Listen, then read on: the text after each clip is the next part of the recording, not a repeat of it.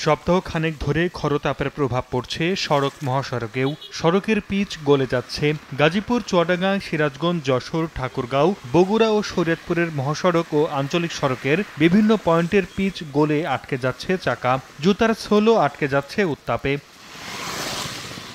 Pitch গলে যাওয়া নিয়ে সময় সংবাদে প্রচারিত ছবি নিয়ে ব্যাপক আলোচনা। সামাজিক মাধ্যমে সমালোচনায় ব্যস্ত নেটিজেনরা।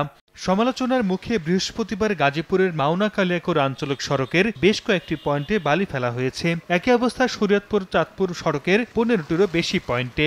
যশোর ঝিনাইদহ সড়ক, যশোর খুলনা সড়ক, যশোর নড়াইল সড়কের কিছু অংশেও একই দৃশ্য দেখা গেছে।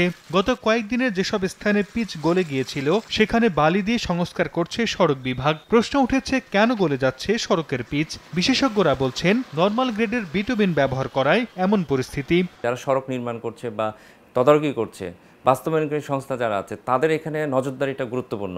ঠিকাদার কিন্তু সে ফাঁকফোকর খুঁজবেই, কিভাবে তার প্রফিট ম্যাক্সিমাইজেশন করা যায়। 1, 2, 3 ঢাকায় জমি জিতে নিন 100% ক্যাশব্যাক সহ 20 কোটি টাকার পুরস্কার।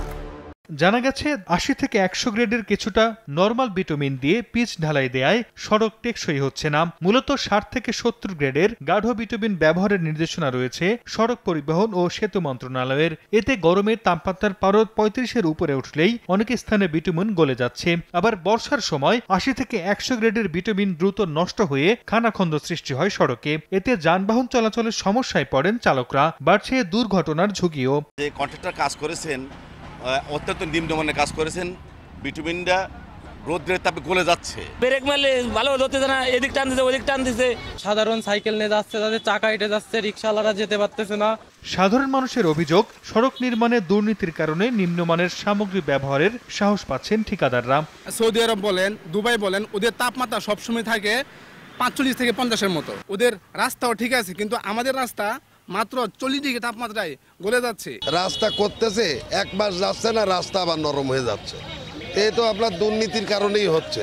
এ ব্যাপারে জানতে গাজীপুর ও যশোর সড়ক ও জনপথের দায়িত্বপ্রাপ্ত কর্মকর্তার কার্যালয়ে গিয়ে কাউকে পাওয়া যায়নি। যদিও যশোরের ঠিকাদার প্রতিষ্ঠানের দাবি, বিটুমিনের পরিমাণ বেশি হওয়ায় গরমে পিচ গলে যাচ্ছে।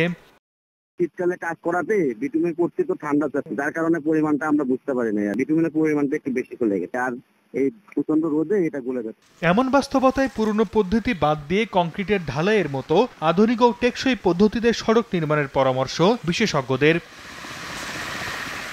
সরদার মোহাম্মদ আরিফ, সময় সংবাদ।